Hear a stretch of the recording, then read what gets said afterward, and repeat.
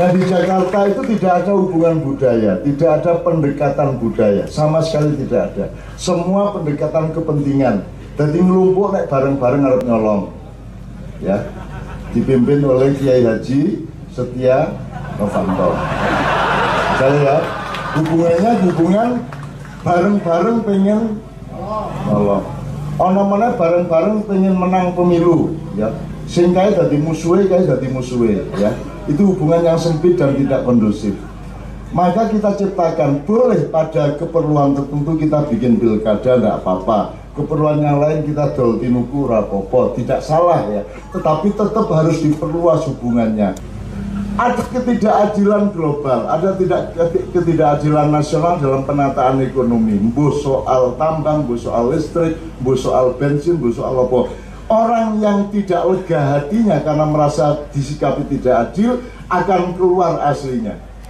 Gue tahu ngerti contoh ya, nek gue tidak sikilmu. Pertama kan gue sih dari wong Islam, masya Allah loro le, tidak meneh, subhanallah loro, tidak meneh, masya Allah loro iki, gitu kan? Tidak nganti ping 5, metu asline su loro su, ya lah.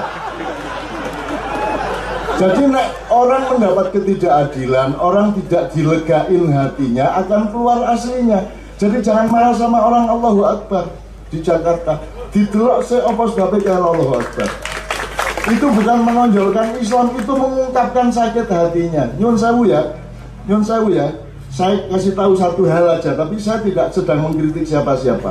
Uang di Indonesia ini 84% itu beredar di Jakarta. Yang di Banyumas ini paling 0, sekian persen.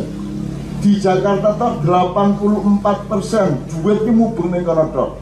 Wong Betawi ora entuk apa-apa, sebab sing nguasai duit ning kono wong Jawa, wong Bugis, wong Madura, wong Batak ya ra. Jadi sebenarnya kita ini menjajah saudara-saudara kita di Betawi. Nah, orang-orang di Betawi sing tersingkir itu wis ora duwe apa-apa. Akhirnya nek dhek mantul tenan sing metu apa nih? Sing metu yang terdalam dari hatinya yaitu Allahu Akbar. Orang mergo dhek iki arep musuhi sing ora Islam ora. Mergo dhek iki saking lorone akhirnya ngomong Allahu Akbar. Terus nanti baru ada yang mengeksploitasi atau yang menjual Allahu Akbar untuk kepentingan di tingkat elit dan menengah. Tapi Allahu Akbar aja dinesoni. Nek aku mateni kowe nganggo pisau, sing salah pisone apa aku? Sing salah pisone apa aku? Aku. Nek HTI menawarkan khilafah, sing salah khilafah apa HTI ini? Kowe entuk ora setuju karo HTI nek aja anti khilafah. Salah kowe khilafah iki wae Gusti Allah, nek kowe anti khilafah kowe dep-depan karo Gusti Allah.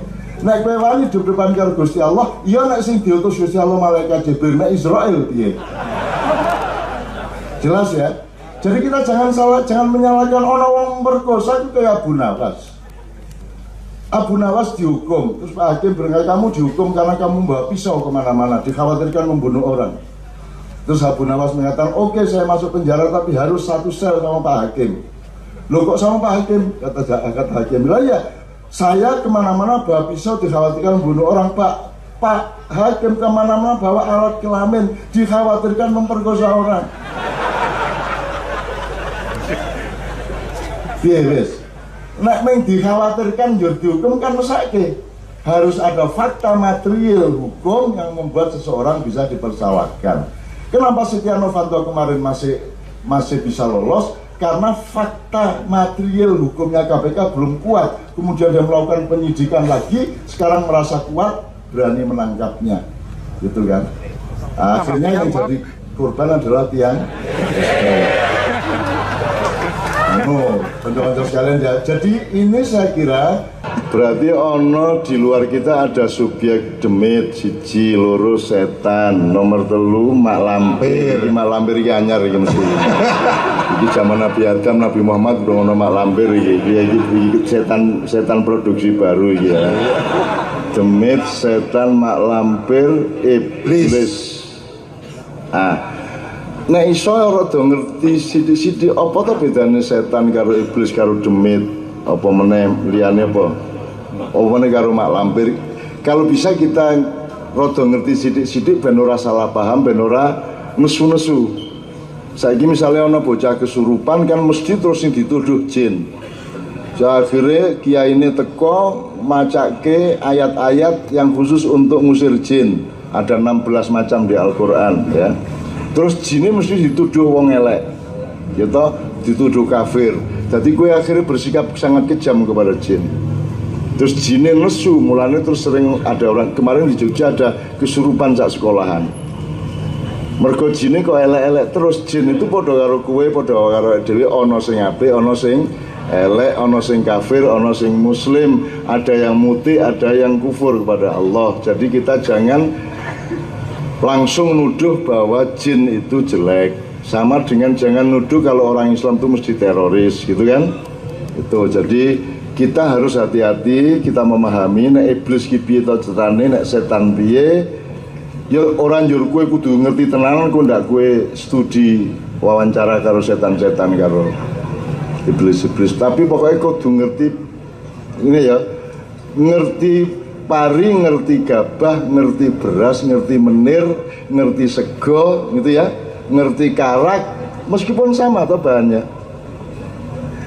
Ketika masih di pohon namanya, begitu wis dineni gabah, begitu wis ditutu beras karo menir, begitu wis diliwet, begitu wis digoreng, begitu dicampur kunir,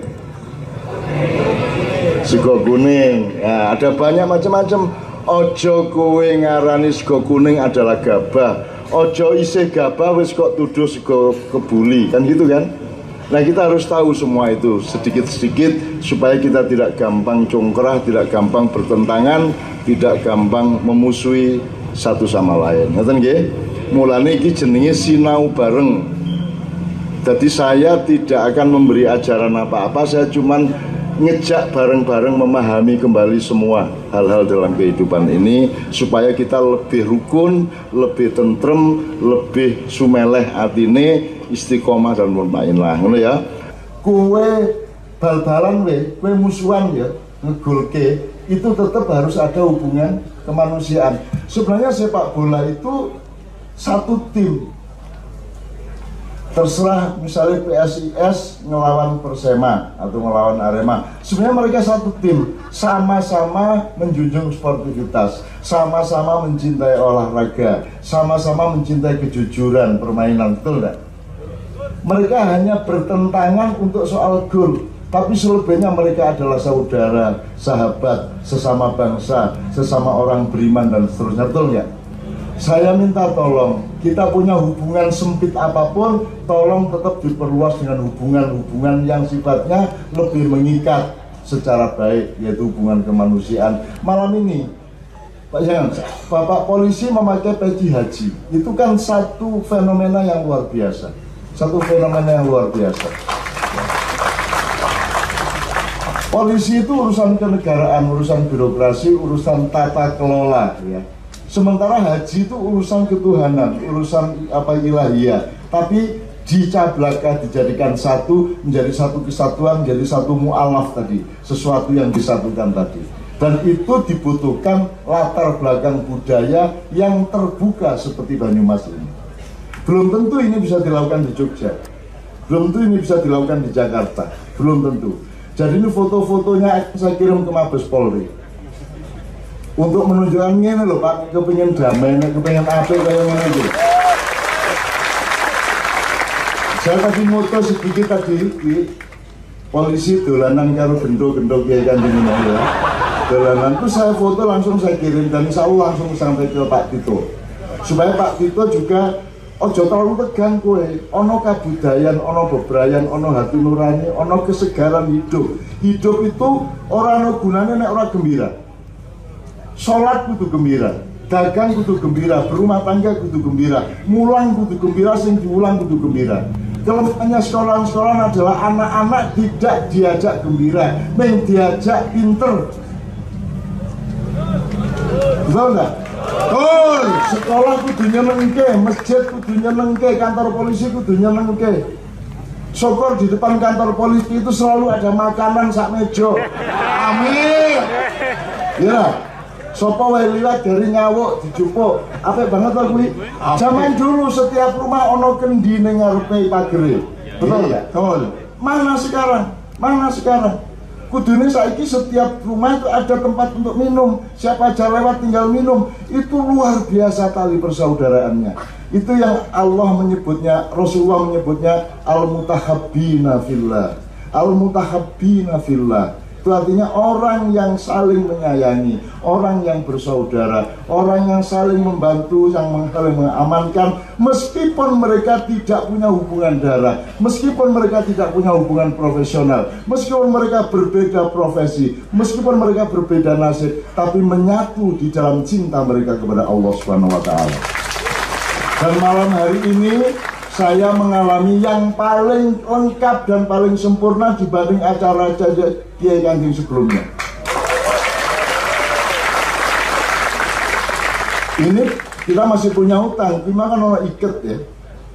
Nah iki belangkon. Coba saya maju. Belangkon. Iket. Ya, sip. Modus ini ya.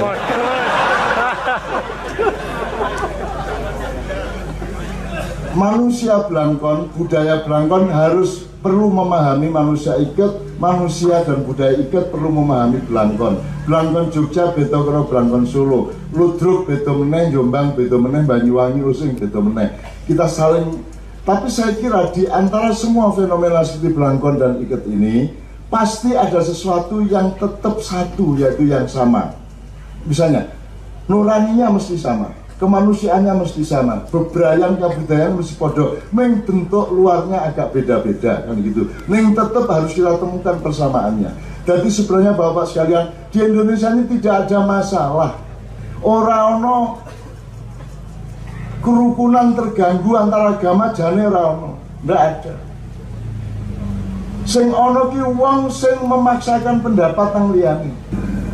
Nah hubungan profesional, misalnya sampean dodol iki tuku, kuwi bojomu wis ora terlibat, anakmu ora terlibat, sing terlibat meng urusan dol tinuku tok. Itu hubungan sempit. Hubungannya lebih luas. Misalnya hubungan birokrasi, hubungan birokratis.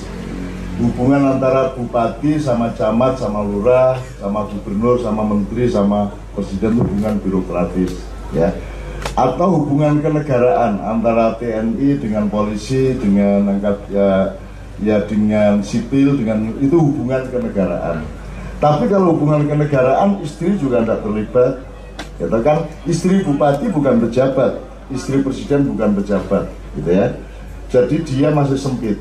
Makanya kita butuh hubungan yang lebih luas, yaitu hubungan budaya. Kalau pakai intrinsik, hubungan hati nurani, hubungan kemanusiaan. Lebih luas lagi hubungan di mana semua orang berkumpul dan melakukan kegembiraan yang baik ini dalam tali cinta kita bersama kepada Allah Subhanahu wa Ta'ala. Dan malam hari ini kita mencapai puncak dari hubungan yang terbaik, yang terluas dan yang paling indah serta yang paling mulia. Tidak pernah ada acara selain di budaya Cablaka di mana Pak Polisi dengan rakyatnya bercanda, bahkan orang tahu aku ndelok polisi melambai atau lagi bisa ini mau aku ndelok. Dan itu berarti sudah tertembus itu tembok-tembok itu. Jadi malam hari ini kita memberi contoh kepada Republik Indonesia. Nek kowe gelem kaya Cablaka bengi iki, insyaallah ora ono wong congkrah-congkrah kaya wong Jakarta. Amin. Saya kira ini Allah melihatnya. Para malaikat menyaksikannya dan pasti lapor Jibril kepada Allah SWT. Ya Allah, ini ada hamba-hambamu di Pulau Jawa agak ke barat tengah agak ke barat, agak ke selatan sedikit, yang memenuhi apa yang engkau maksudkan ketika engkau dulu menciptakan manusia. Orang yang teguh kepada kebenarannya, orang yang percaya diri menjadi dirinya, orang Banyumas yang tidak ingin selain menjadi Banyumas, karena Allah lah yang menentukan Anda menjadi orang Banyumas. Ya Allah, Selamatkanlah seluruh Indonesia, karena kalau engkau hancurkan Indonesia, orang Banyumas ikut hancur. Maka demi Indonesia, selamatkanlah, demi orang-orang Banyumas, selamatkanlah Indonesia. Jadi Anda akan menjadi alat pertimbangan Allah untuk menyelamatkan seluruh Indonesia. Ngono ya, bisa ya siki. Sebab bojoku iku ya wong Banyumas, bojoku iki ya ngapak. Jadi aku nek karo bahasa ngapake ora gumun wong bendina, aku nek turu karo bojoku ya njur metu ngapake. Gitu kan. Mbak Fia tuh kalau ngomong Banyumasan ki fasih banget kan. Medok banget kan gitu loh. Dan saya sangat hafal dengan itu, meskipun saya nggak bisa. Karena riwayatnya dulu Pangeran Jayadiningrat ya di sini, Klopo Ating ya di sini, urusan sejak dari Mataram Mangir terus lari ke sini dan seterusnya. Jadi sampean semua itu sebenarnya adalah saudara saya, karena saya berkeluarga dengan orang Banyumas, saya berkeluarga dengan orang Banjarnegara, saya berkeluarga dengan Anda semua. Dan saya mengenal jiwamu sebagaimana aku mengenal jiwaku sendiri, gitu kan. Meskipun bahasa kita berbeda, gitu ya. Aku rada angel ngomong kene, ning kowe kon yo gak iso ngomong Jombangan ya. Ludruk kan yo gak iso tak padha ludruk karo Banyumas janane padha ya to. Gak ono mondolane ngene gak. Minta kul huwallahu ahad, kul a'udzu birabbil falaq sama kul a'udzu birabbin nas. Al-Quran ada beberapa fungsi, diwaca tok Gusti Allah wis marem matine kowe ditambahi rezekine. Ditambah sayang lan rukune keluargane kabeh. Nomor loro, Al-Quran merupakan petunjuk hidayah atau bisa menjadi ilmu dan cara berpikir untuk mempermudah kita melaksanakan tugas-tugas kita. Jadi dari 3 surat pendek tadi, misalnya kita ambil yang paling awal yaitu Qul a'udzu birabbin nas. Nanti kita jelaskan bersama. Di situ Allah memberi urutan berpikir. Jadi pertama Allah itu datang ke kita sebagai Rabbun nas, yang kedua baru Malikin nas, yang ketiga baru Ilahin nas. Jadi Pak Polisi, tentara, Pak Bupati, Pak Lurah, Presiden, Gubernur, ulama, sopo wae, itu sikap yang pertama adalah sikap Qul a'udzu birabbin nas. Allah sebagai Rabbun, Allah sebagai pengasuh, pengayom, penyayang. Jadi kue pinter kaya ngopo ning metune tetep kudu sayang karo wong. Kowe kuat kaya ngopo metune dudu kekuatan, metune adalah pengayoman dan kebijaksanaan kepada orang lain. Makanya yang pertama ayatnya adalah Qul a'udzu bi rabbin nas, berarti prinsipnya rububiyah. Jadi kata Rabbun. Jadi misalnya Pak Kapolres, Pak Dandim, Pak Danrem, Pak Bupati menghadapi apa-apa, pertama defaultnya, intinya, sikap dasarnya adalah mengasuh masyarakat, menyayangi, mengayomi masyarakat. Engko nek wis ana sing rada angel ditangani, rada ngeyel sak itu baru pakai Malikin nas, baru pakai kekuasaan mulkiyah kan gitu. Itu pun juga hati-hati, ojo gemede, ojo kejem, ojo kereng-kereng kan gitu. Nek ditangani nganggo kekuasaan, nganggo otoritas, nganggo hak pemerintah, tetap ora beres masalah, terpaksa pakai uluhiyah, yaitu ilahin nas. Ilah itu Allah sebagai sing disembah. Kowe iso mbayangke nyembah kula wong wedi tenan to, wong terikat tenan. Nah, pemerintah boleh menjadi ilahin nas dalam tanda petik hanya kalau darurat. Tapi sehari-harinya harus Rabbin nas, mengasuh, menyayangi, ramah, sopan kepada semuanya. Ngono ya, bismillah kita baca bersama. Alon-alon kita sinau bareng pada malam hari ini, judulnya adalah Cablaga, Patriotisme Banyumas. Nanti kita cari bersama. Ini Banyumas ini memang makhluk khusus, berbeda dengan Jogja, Solo, berbeda dengan Jawa Timur, berbeda dengan Banyuwangi dan Osing. Ini punya nek Banyumas ya aja kepengin dadi Banyuwangi, Banyuwangi rasa pengen dadi Jogja, Solo. Sempurnanya Banyumas adalah nek kowe Banyumas. gitu kan ya.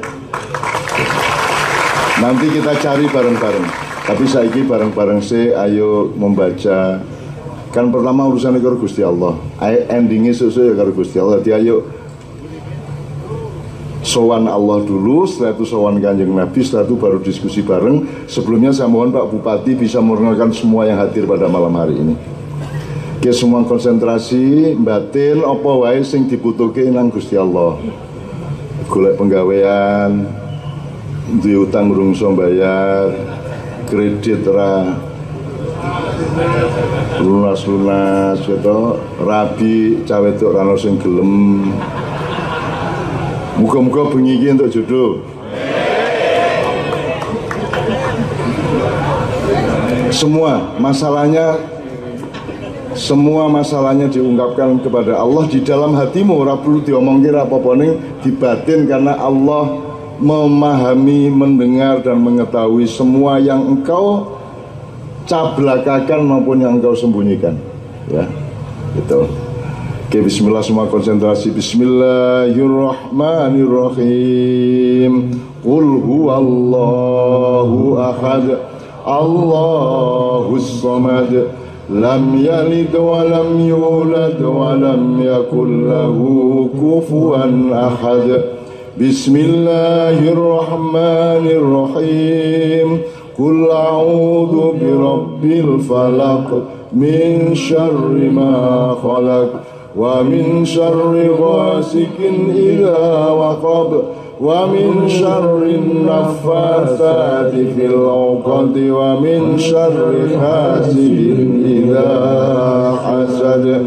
Bismillahirrahmanirrahim. Qul a'udzu birabbin nas, malikin nas, ilahin nas, min syarril waswasil khannas, alladzi yuwaswisu fi sudurin nas, minal jinnati wan nas. Supaya kemudian Allah mengaktifasi para malaikat dan makhluk-makhluk lainnya yang menemani kemaslahatan hidup manusia. Ben ora nek ana sing jahati kowe, engko teko nang kowe kejahatan kuwi dadi rezeki. Enak ta kuwi? Rasa kok tolak diterima wae, ning begitu kok terima dadi rezeki. Sapa sing ngrubah memolo dadi rezeki? Malaikat Allah yang tingkat kecepatan dan kemampuannya ditakdirkan oleh Allah untuk bisa merubah dan menunggangi kejahatan itu dan merubahnya menjadi kemaslahatan. Untuk supaya itu terjadi dalam kehidupan kita, ayo maca ayat kursi bareng-bareng, terus wala yauduhu khifdhuhuma dibaleni ping 9. Jadi ora ana sing iso njemok kowe barang sing elek-elek. Nek jarine wong Jawa demit ora ndulit apa meneh? Setan. Oh, okay. Yes. Jangan mikrofon dikasih ya. Aku nilai iki mesti kleru. Setan ora doyan, demit ora ndulit, mak lampir ora mampir, iblis orang gubris. Iblis orang gubris. Oke. Sing awal mau demit orang dulit. Demit orang dulit. Orang nyuntik ndulit iki ku ya. Ayat kursi pas walaya utuh khifduma kita ulang 9 kali. Apa sebabnya kok ping 9 timbangan niku tak ngomong ping 350. Wis 9 wae. Gitu ya. A'udzu billahi minasy syaithanir rajim. Allahu la ilaha illa huwal hayyul qayyum. La ta'khudhuhu sinatun wa la nawm. Lahu ma fis samawati wa ma fil ardh. Man dzalladzi yashfa'u indahu illa bi idhnihi. Ya'lamu ma baina aydihim wa ma khalfahum. ولا يحيطون بشيء من علمه إلا بما شاء وسع كرسيه السماوات والأرض ولا يؤوده حفظهما ولا يؤوده حفظهما ولا يؤوده حفظهما حفظهما ولا يؤوده حفظهما ولا يؤوده حفظهما ولا يؤوده حفظهما ولا يؤوده حفظهما ولا يؤوده حفظهما ولا يؤوده حفظهما وهو العلي العظيم. Sadaqallahul azim. Ya Allah, kabulkanlah anak-anakku, adik-adikku, putu-putuku, dulur-dulurku kabeh sing ning Banyumas kene iki, mudah-mudahan oleh Allah digampangke uripe. Bebane ora berkurang ning kekuatane sing tambah. Timbangane bebane kurang, kowe pendapatane ya kurang. Pendapatannya tetap tambah tapi kekuatannya ditambah, gitu ya oleh Allah ya. Amin ya rabbal alamin.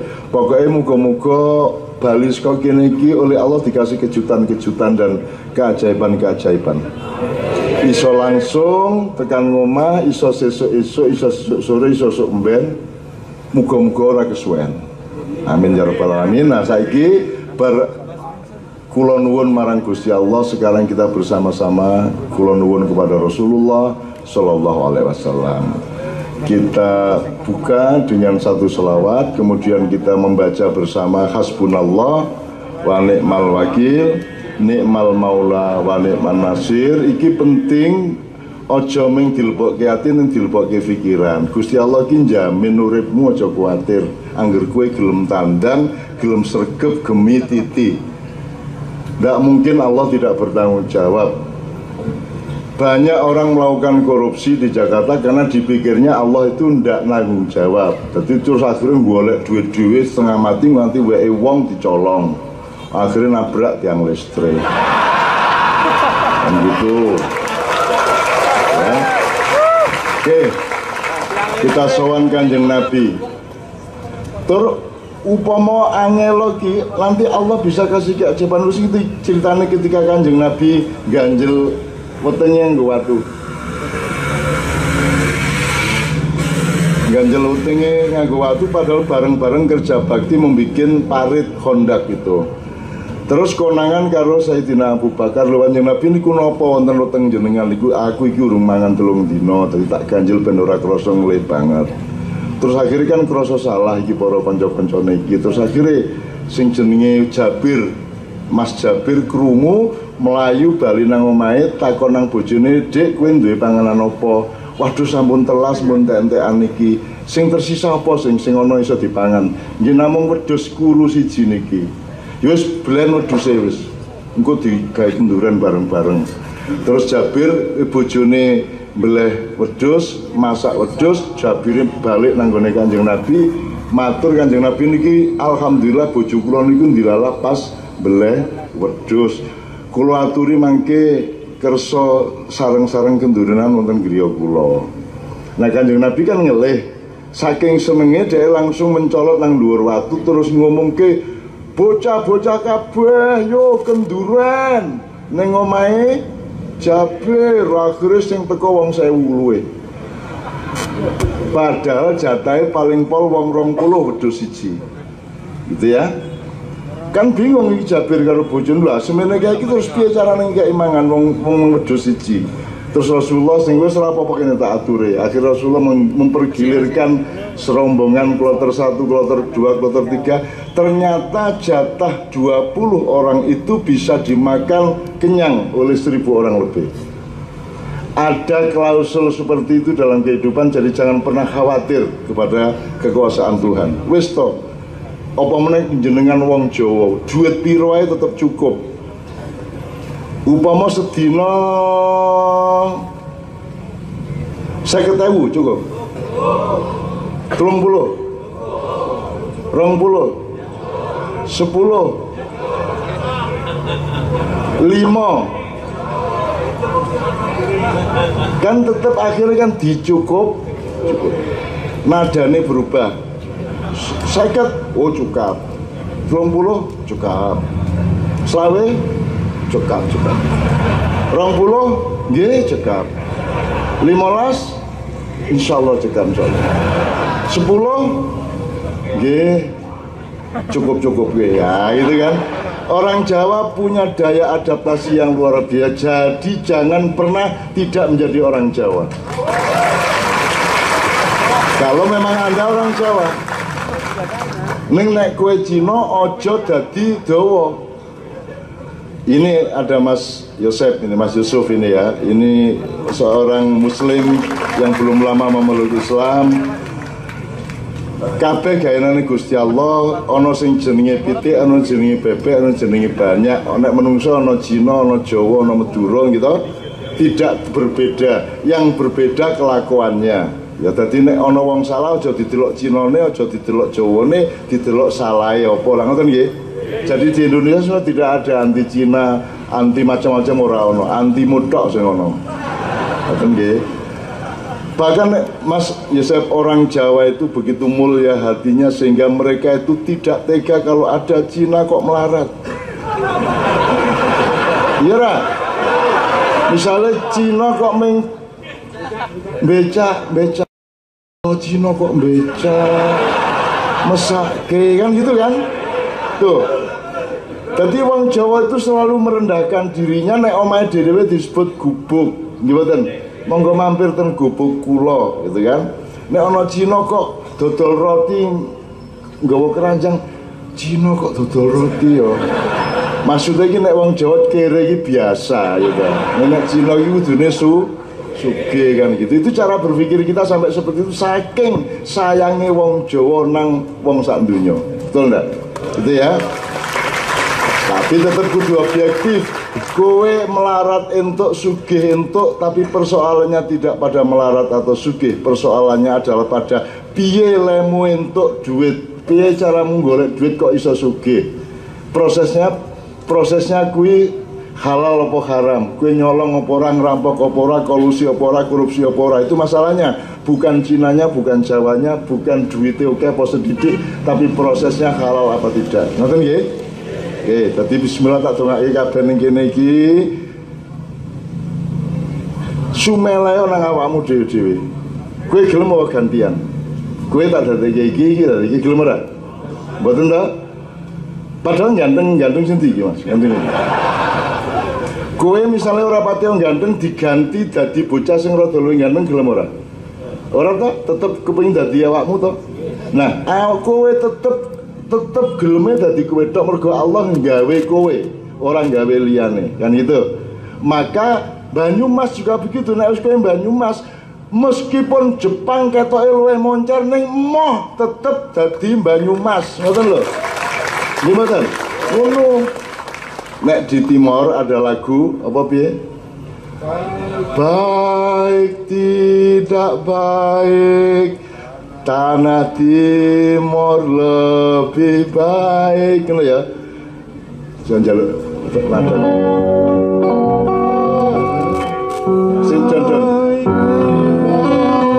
Tidak baik, tanah Timor lebih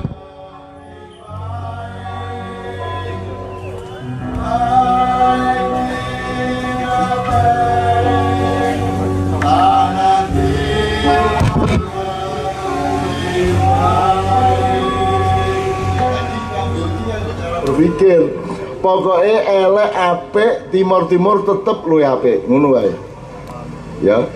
Bojomu ngene pengono pokoknya tetep sing apik bojoku. Apa sebabnya liyane kok kalah apik? Mergo dudu bojoku, ngono wae men alasane. Pokoknya Yojo, Surabaya, Jakarta piye wae tetep luwih apik Banyumas. Apa sebabnya? Mergo Surabaya dudu Banyumas, Jakarta dudu Banyumas, ngono kuwi carane urip. Merongoso untukku tetep aku luwih apik mbangane kowe. Kanggoku kan gitu. Apa sebabnya? Mergo kowe dudu aku gitu. Kudu duwe kepercayaan diri kaya ngono kuwi, dan nanti kita cari bareng-bareng apa to ampuhe Banyumas iki. Ini kan dulu Karsidenan Banyumas, terus wetane ana Karsidenan Kedu, dan seterusnya. Zaman Belanda dulu Karsidenan, belum ada kabupaten ya Pak dulu ya Pak ya. Kadipaten. Jadi kadipaten dulu, bukan kabupaten. Terus baru ada kawedanan, baru ada, dulu ada asisten wedono, sekarang camat, dulu asisten wedono. Sistem, gitu. Tak apa-apa, itu soal administrasi lah, tidak ada masalah. Saiki desa karo kelurahan itu beda, karo pedukuhan beda, meneh ora apa-apa lah. Ini Mbak Yuli, ini mana Mbak Yuli? Mbak Yuli itu Bu Kasun. Jadi suaminya Mbak Yuli dari Jombang itu adalah seorang kepala dusun. Jadi ini Kiai Kanjeng ini orang sing artis rano kayak Bu Kasun. Nek Mbak Nia suaminya seorang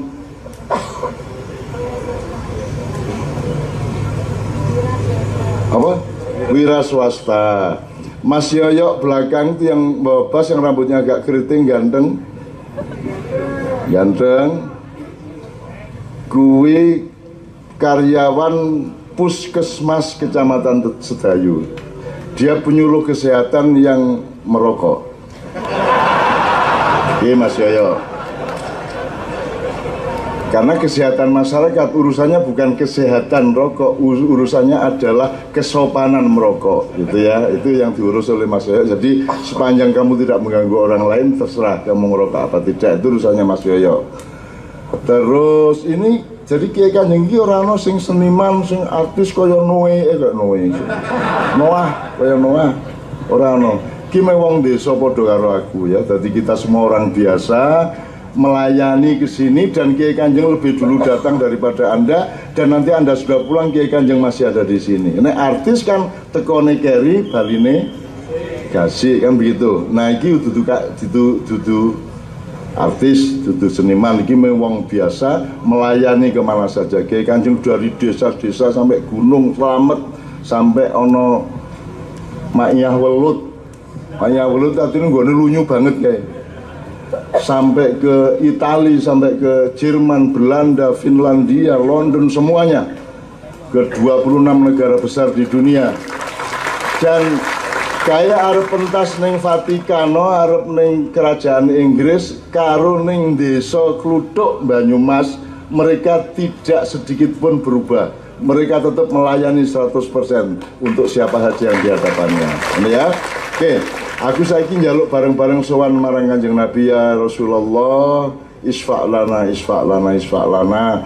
Ada banyak hal yang bangsa Indonesia dan orang Banyumas, orang Jogja, orang Jombang memerlukan syafaatnya Rasulullah SAW.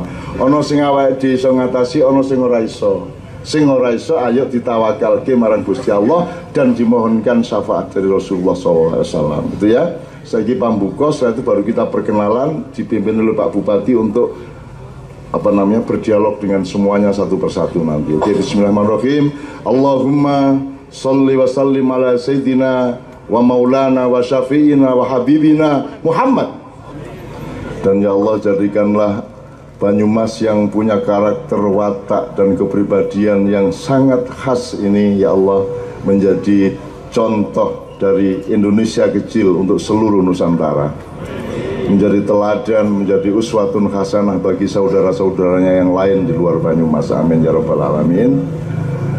Kita sekarang perkenalan, kita mohon saya serahkan kepada Pak Bupati untuk memperkenalkan, atau mungkin satu persatu perkenalan sambil Pak Bupati akan membuka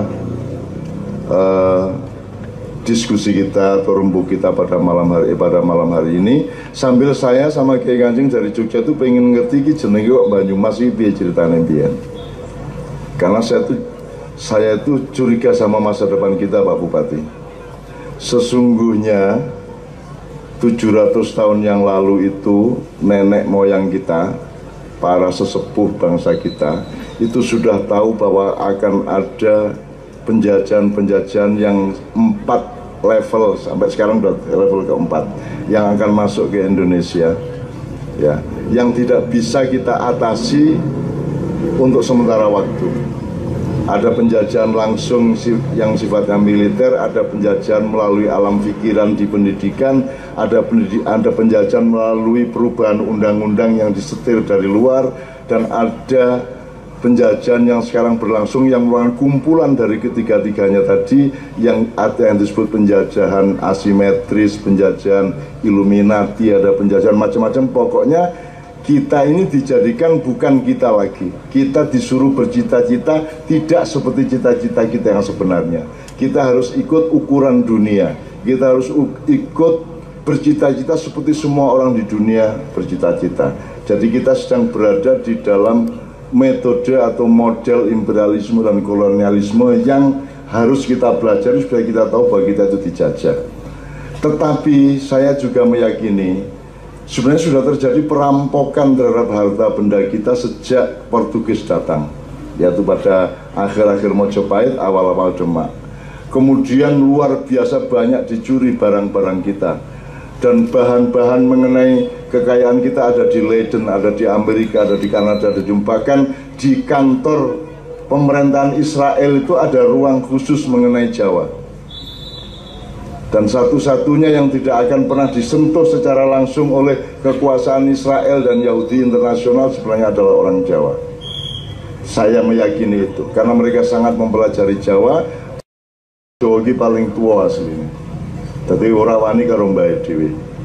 Kira-kira seperti itu. Nah, saya melihat di sepanjang rentang antar dari Banyuwangi sampai Jawa Barat, di tengah-tengah dan agak ke utara, itu tersimpan kekayaan-kekayaan yang luar biasa masih banyak.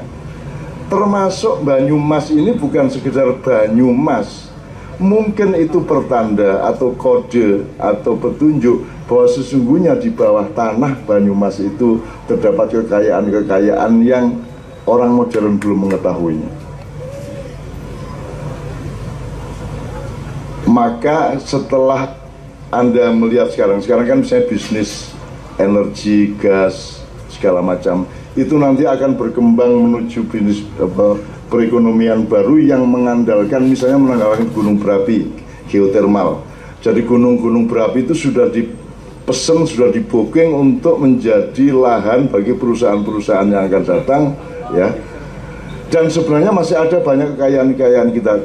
Mungkin Banyumas ini yang paling kaya, banyune emas loh.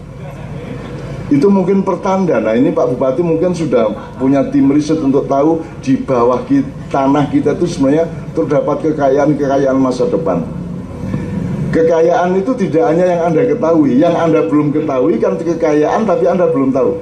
Misalnya saiki handphone kui kekayaan bukan? Neng kanggone bayi handphone kekayaan apa bukan? Quran kui kekayaan bukan? Kekayaan nek kok kayak kandang wedhus, Quran kekayaan bukan? Jadi kita ini ibarat wedhus yang belum tahu ada kekayaan-kekayaan yang baru akan kita ketahui besok-besok. Dan itu ada di bawah Banyumas. Ngere.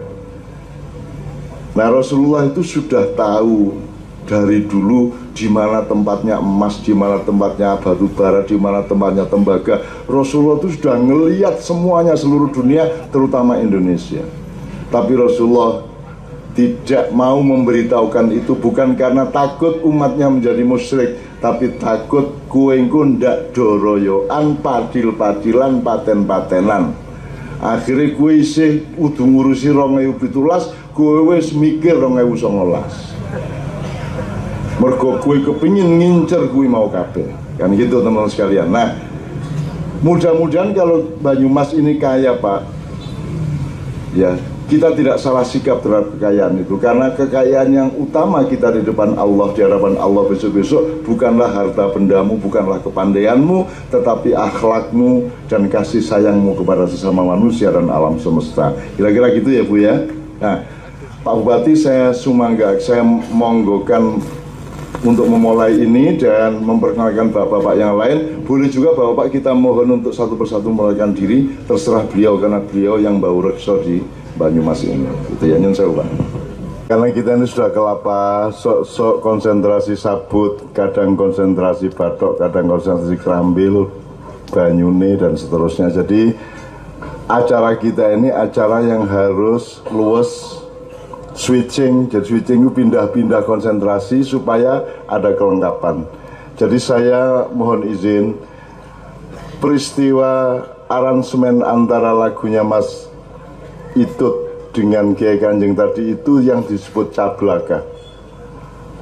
Jadi pertama gini, iki mau ora tau ngerti lagune Kiai Kanjeng, cuman kuncine mung siji, njaluk nada sing disepakati mung kuwi tok, kunci tok, mung lawang ngarepe tok, selebihnya melaku dhewe. Jadi cablaka itu ada dua level. Satu, kesetiaan kepada kebenaran. Pertama, nek ngene ya ngene, nek ngono ya ngono, nek 5 ya 5 ya maksudnya ya. 5 ya 5, 5 aja 5,5, aja 4,5. Ya. Setelah itu baru setelah kebenaran itu di dalam diri kita itu kita tegaskan, orang Banyumas tidak akan munafik terhadap kebenaran. Tetapi nanti begitu keluar dari mulutnya dan tindakannya, dia ngerti subosito, ngerti bebrayan, ngerti tata krama. Ora njur kabeh sing ana ning atine, ning pikiran ditokke. Ana bocah ora pati ayu, rasa ngomong bocah ra pati ayu, lah itu kan. Ana wong loro arep mati aja kok omong kowe wis meh mati, rasa ngono kuwi. Ya, jadi ada dua level. Pertama adalah kesetiaan kepada kebenaran. Nyuwun sewu Pak, saya Bapak dari Nahdlatul Ulama, dari Muhammadiyah. Kalau saya cari-cari dari tadi cablaka iki nek bahasa Arab, bahasa Islamnya apa ya? Aku nemokke rada ketoke kuwi kaya Abu Bakar sing gelare adalah As-Siddiq. Siddiq itu orang sing teguh terhadap kebenaran. Jadi wong Banyumas ki pokoke nek ngono ya ngono kuwi. Nek apa mau, nek kata-kata mau sing diucapkan persis seperti hurufnya.